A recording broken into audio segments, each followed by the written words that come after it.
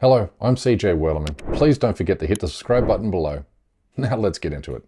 So-called secular liberal democracies are waging a war against Islamic schools and Muslim parents across the European continent. A bona fide war of discrimination that has gained little attention in the international media. From Sweden to France, from Austria to the United Kingdom, European governments are weaponizing Islamophobia to shrink the space where Muslims can freely practice their faith without fear of prejudice or harassment.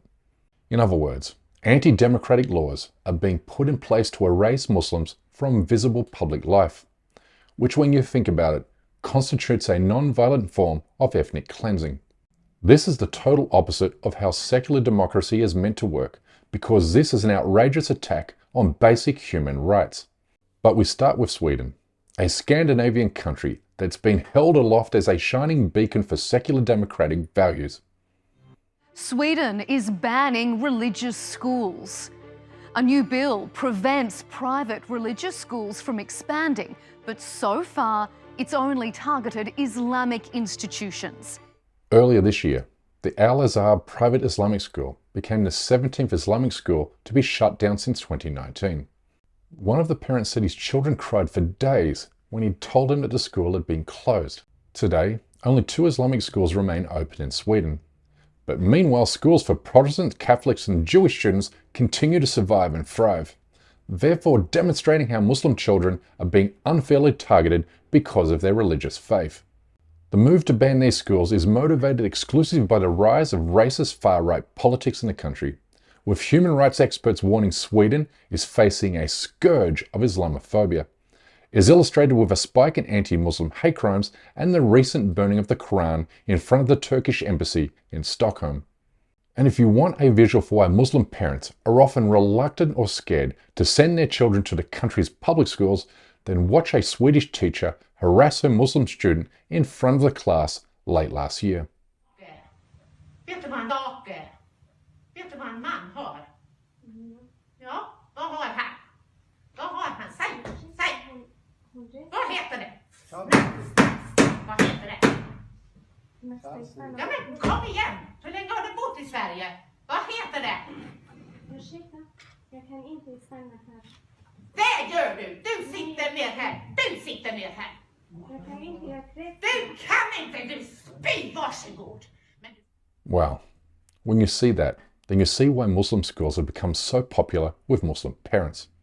But the Swedish government continues to close them down because of Islamophobic conspiracy theories that falsely allege Islamic schools produce religious extremism and poor academic performance. These falsehoods have seen dozens of Islamic schools shut down in France during recent years, with 2 more closed down by the government in November, and not too long before that, it also shut down the only Muslim school in Paris. In a statement, it referred to the fight against Islamism, not respecting Republican principles, as well as the presence of 2 foreigners working as teachers without authorization. How can they say that we are radicalized, that we are separatist? What we work on is the opposite. We teach the children about citizenship, to become responsible individuals in French society, and not to have a rebellious state of mind as the authorities describe. But before we go on, we urgently need your help to counter injustices in the Muslim world. So please consider supporting my journalism at patreon.com/CJ Werleman. You'll be helping me bring these stories to a broader audience. Thank you. Now back to our show. Time after time, allegations of Islamic schools pushing Islamic extremism to Muslim students has been proven false, as typified by the bogus Operation Trojan horse scandal that gripped England 10 years ago, when a hoax letter claimed Islamic extremists had infiltrated Muslim schools in Birmingham. This proven hoax caused a nationwide panic among white Brits, like this elderly lady here. They live here. They should do what English people do. Go to school, learn English, English ways. They don't like it, they can always go home. But even though Operation Trojan Horse proved to be a baseless anti-Muslim conspiracy, the UK government still shut down a number of Islamic schools, including one in Birmingham and another that was built by the legendary song artist Yusuf Islam, who was previously known as Cat Stevens.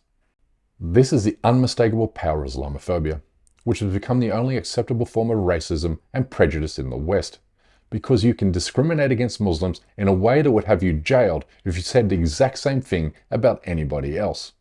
I mean, imagine the outcry among Western liberals if European governments were closing down Jewish schools based only on anti-Islamic conspiracy theories. But contrary to misguided Islamophobic narratives, private Islamic schools teach a national curriculum in England, France, and Sweden, while also providing students with Islamic scripture and halal food. No different than the kind of education you find at a Catholic or Jewish high school or college. Moreover, these schools provide their students a safe space, away from the kind of harassment and discrimination that Muslim children endure from racist individuals and racist government laws, like in France, where the hijab and other forms of Islamic clothing have been banned. But here's the truth the mainstream media is unwilling to report. Muslim schools dominate academic performance standards in UK and across Europe. This is a phenomenal level of progress, and clearly the school has been able to overcome many of the challenges that children face, of course, within the home, within the social context, of course, but as well as issues to do with motivation have been overcome as well. So it's a tremendous result for pupils, for parents, and for the teachers concerned.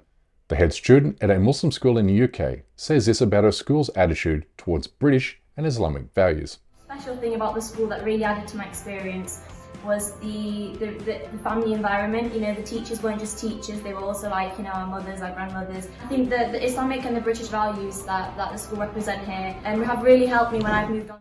Clearly, Islamic schools are not only delivering Muslim students superior academic grades, but also a safe space to learn and grow in countries that are rife with animus towards Muslims and Islam. So here's my final message to every Western secular democratic country. Keep your hands off Muslim kids.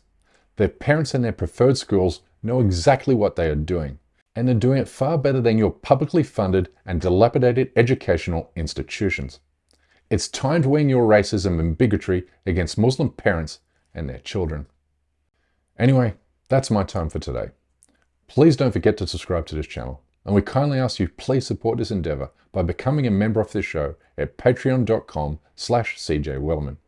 We can't produce, sustain and grow this show without your help, and we offer exclusive benefits to those who do. But for now, good night, good morning, wherever you are, and stay blessed.